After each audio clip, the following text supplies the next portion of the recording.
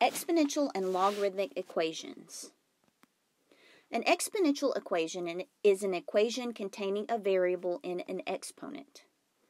All exponential functions are one-to-one. That means that no two different ordered pairs have the same second component. To solve exponential equations by expressing each side as a power of the same base, if we have two bases that are equal to each other raised to different powers, then that means that those powers are the same thing. So if b raised to the m power is equal to b raised to the n power, then that means that m has to equal n. So to solve an exponential equation by expressing each side as a power of the same base, we want to rewrite the equation to have the form of the same base. So we want to rewrite the equation where the bases are the same. Once the bases are the same, then we can take the exponents and set them equal to each other. And then we solve for the variable. So if we're going to solve these by expressing each side as a power of the same base, we look at the bases and see if we can make them be the same. So we want to take the bigger base and see if we can rewrite it to have the same base as the smaller base. So in this first example, the base of the first term is 5, and the base of the second term is 125. So we ask ourselves, can we rewrite 125 as 5 to some power? And the answer is yes. 125 is the same thing as 5 to the third power. Alright, so then we're just going to bring down the other side. We have 5 to the 3x minus 6 power. So now our bases are the same. Once our bases are the same, we can just rewrite our exponents, or set our exponents equal to each other. Alright, so that would be 3x minus 6 equals 3, and then we just solve for the variable. So I'm going to add 6 to both sides, and that gives me 3x equals 9, divide by 3, and I get x equals 3. Alright, if we look at the next example, so what we did in the first one was we looked at the bigger number to see if we could rewrite it to have the same base as the smaller number. Well, if we do that in b, we can't rewrite 8 as 4 to some power. So the next thing we would do is see if we can rewrite both bases to be the same base. Well, I can rewrite 8 as 2 to the third power. 2 to the third power is 8. And I can rewrite 4 as 2 to the second power. So that's what I'm going to do. I'm going to rewrite both of these bases. 8 is the same thing as 2 to the third power, but we already have x plus 2 in the exponent. So that's just going to get multiplied times the new power. And then I'm going to rewrite 4 as 2 squared. And again, we already have an exponent, so I'm just going to rewrite that up here, and that'll be multiplied times my new exponent. Now that the bases are the same, we can get rid of the bases and just set the exponents equal to each other. Once we do that, it's just like a linear equation, and I'm going to solve.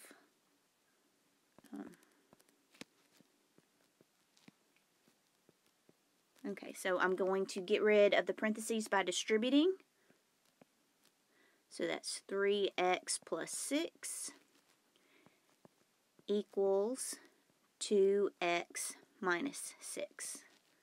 Okay, so I want to get my x's together. I'm going to subtract 2x from both sides. 3x minus 2x is 1x, or x plus 6 equals negative 6. Subtract 6 from both sides, and I get x equals negative 12.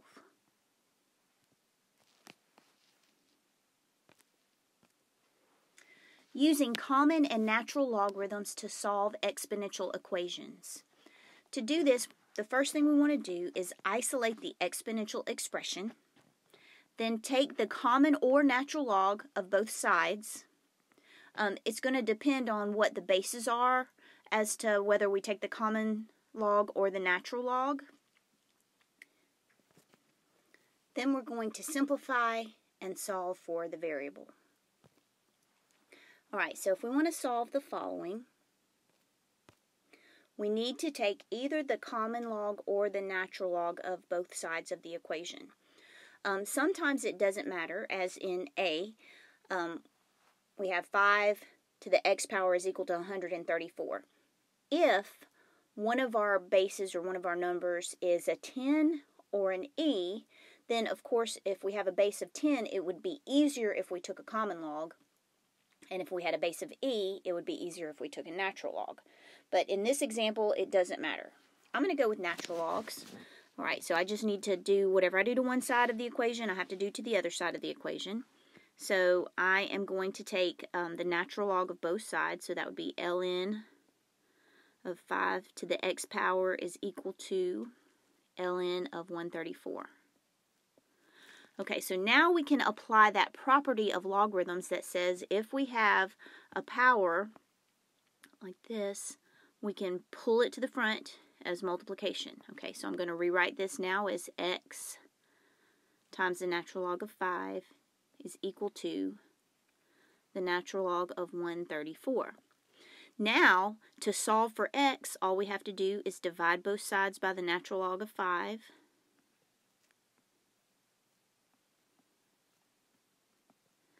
That cancels out. Oh, I did that wrong.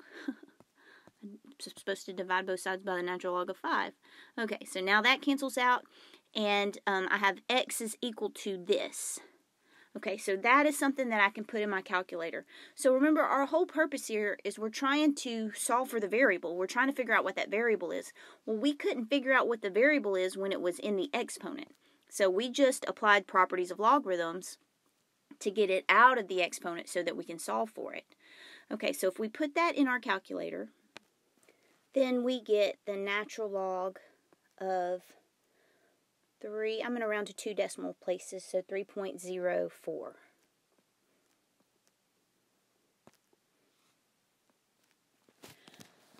Okay, if we look at the next example, this has a base of 10. So it would make more sense, or we would save ourselves a couple of steps if we take the common log of both sides. Because remember, the common log is log with an understood base of 10. So if I take the common log of both sides, log of 10 to the x power is equal to log of 8,000. Remember, when our base and our argument are the same, like this, so remember we have an understood base of 10, so when our base and our argument are the same, that part cancels out.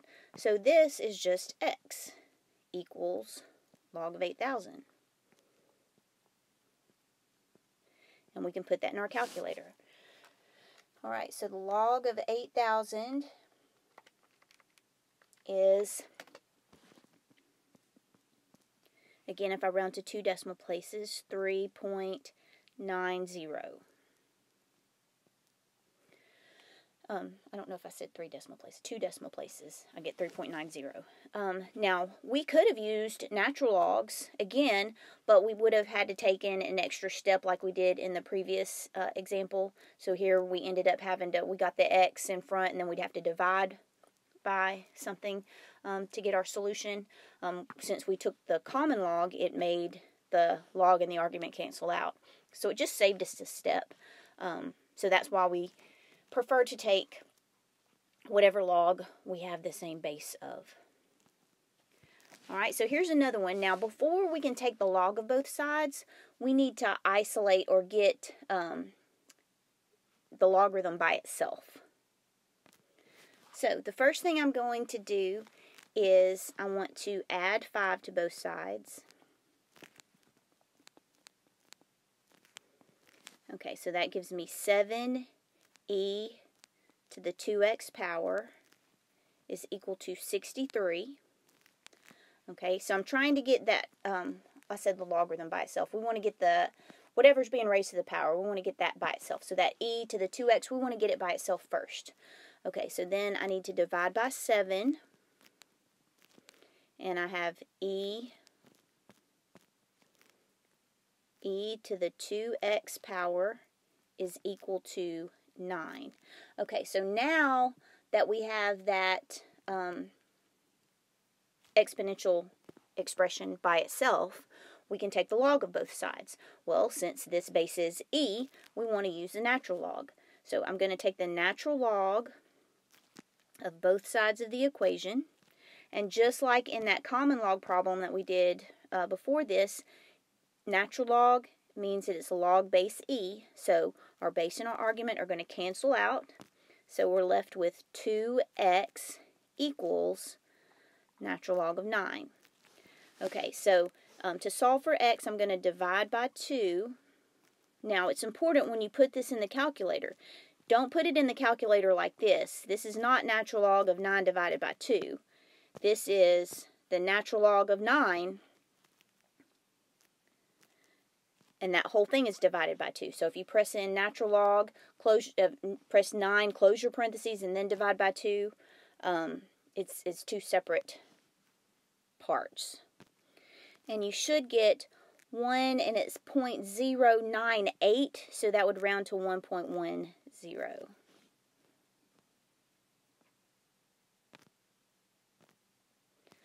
A logarithmic equation is an equation containing a variable in a logarithmic expression. So now we're going to use the definition of logarithms to solve logarithmic equations. So just so you know, when you're working these different types of problems, pay attention to the directions. So like the first set of equations that we did, the direction said solve by expressing each side as a power of the same base. So we knew to get the bases to be the same, and then we set the exponents equal to each other. The last set of problems that we did said solve using common or natural log. So we knew that we were going to either take the common log of both sides or the natural log of both sides. Okay, so this time, for these types of equations, we're going to use the definition of a logarithm to solve the logarithmic equations. So remember, the definition of a logarithm told us that the logarithm is equal to this exponent. So we can rewrite our logarithm in its equivalent exponential form, and that's what we're going to do to be able to solve these next types of problems.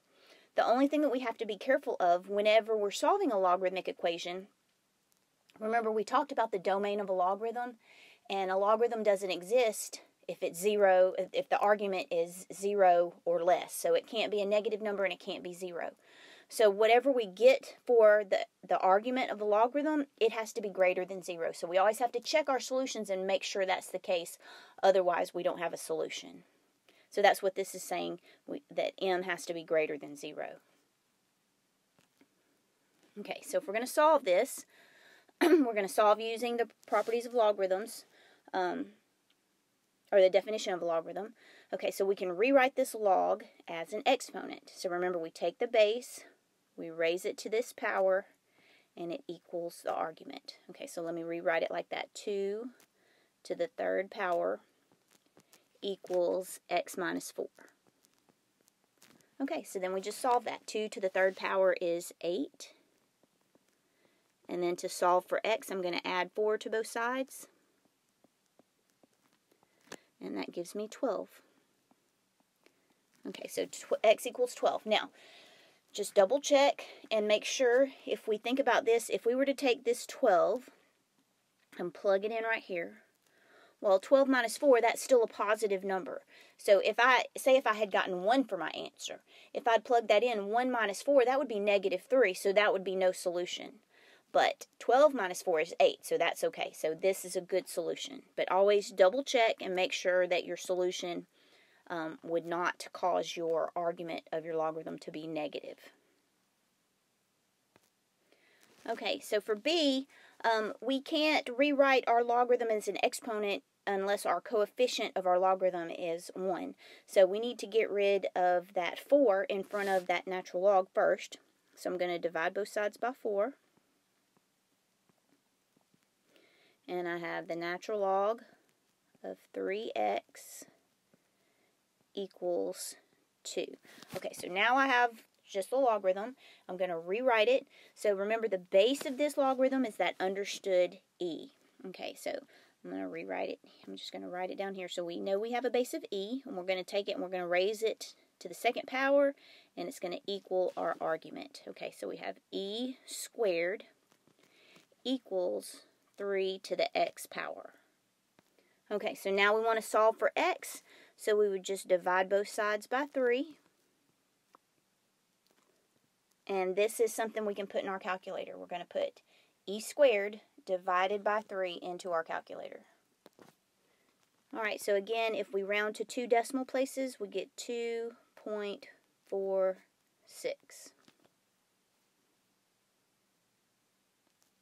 Alright, so the example that we just did, we did not have a coefficient of 1, so we had to get rid of the coefficient by dividing.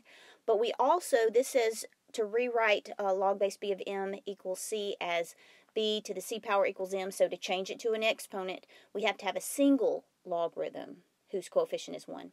So in this example, we have 2 separate logarithms. So the first thing we have to do is make it into one logarithm. Okay, so we can apply those properties of logarithms to do that. And remember, the property of logarithm that deals with when we have 2 separate logs that are separated by addition, we can condense them using multiplication.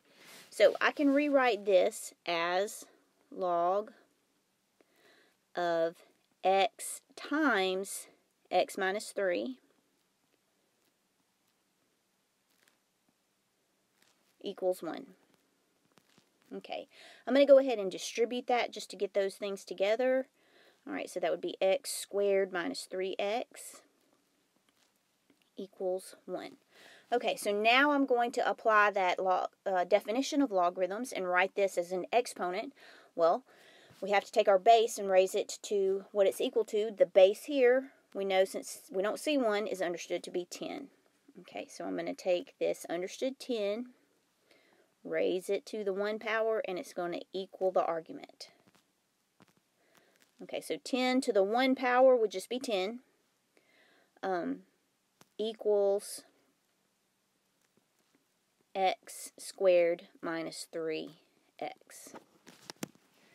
Alright, so to solve this is a quadratic equation. So to solve a quadratic equation, one of the methods we can use is factoring. And to factor, we need to get everything over to one side of the equation. So I'm going to subtract 10 from both sides. And I have 0 is equal to x squared minus 3x minus 10. And so if I factor that trinomial into 2 binomials, the factors of 10 that would subtract to give me 3 are 5 and 2. The 5 needs to be negative, and the 2 is positive.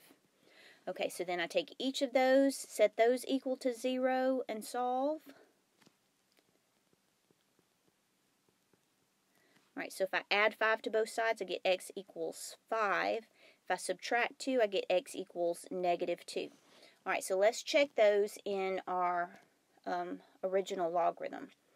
So if I were to take 5 here, if I were to plug 5 into this logarithm, it would be okay, because that's just log of 5, and so that's positive. If I were to plug it into this logarithm, 5 minus 3, that's 2, that's still positive, so 5 works. 5 is a good solution. Okay, so let's look at the negative 2. If I plug negative 2 in here, that's log of negative 2. That won't work. If I plug it in here, negative 2 and negative 3 is negative 5. That's also negative. If it doesn't work in just one of the logarithms, it doesn't work. So that is an extraneous solution. So the only solution for this logarithmic equation is 5. Alright, the last type or set of logarithmic equations that we're going to solve, we're going to use the one-to-one property of logarithms. So in this method, we want to express the equation in the form log base b of m is equal to log base b of n. So remember, you have to have a single logarithm whose coefficient is 1 on each side of the equation. And then we're going to apply the one-to-one property, which says that if we have 2 logs with the same base, and they're equal to each other, then that means the arguments equal each other. It's kind of the same thing as the exponential property that says if the base is the same, then the exponents are equal.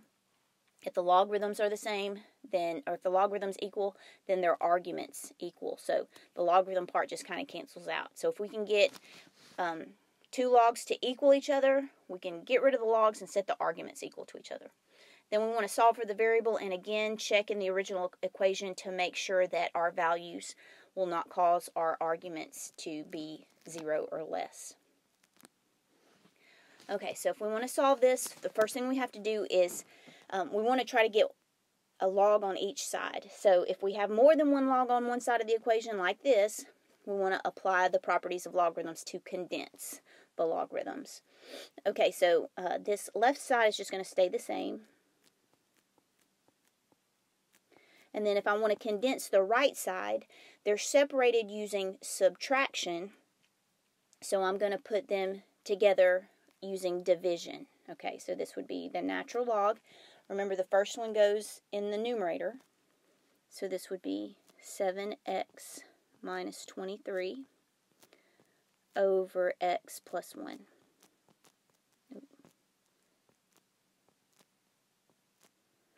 Okay.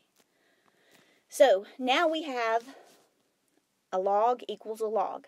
So since this part is the same, this is log base e and log base e, since that part's the same, we can just get rid of that part and set the arguments equal to each other. So x minus 3 equals 7x minus 23 over x plus 1. Alright, so this is a binomial equals a rational expression. So if we have a single rational expression or a rational expression on each side, we can solve this by cross multiplying. So this is a fraction, and you might say, well, the other side's not a fraction. Well, we can turn something into a fraction by putting it over 1. Okay, so now I have a fraction on each side, so all I have to do to solve that is cross multiply.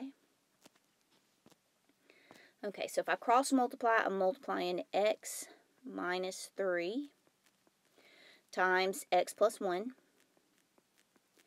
equals 1 times 7x minus 23. Well, if I multiply anything times 1, it stays the same. Okay, so the left side, first I need to combine all that by multiplying my two binomials or foiling. Okay, so I'm going to multiply, that's x squared plus x minus 3x minus 3 equals 7x minus 23. Okay, so let me combine like terms. The x and the negative 3x would be negative 2x minus 3. And then I want to get everything over to one side again because it's a quadratic, and so I'm going to try to solve by factoring.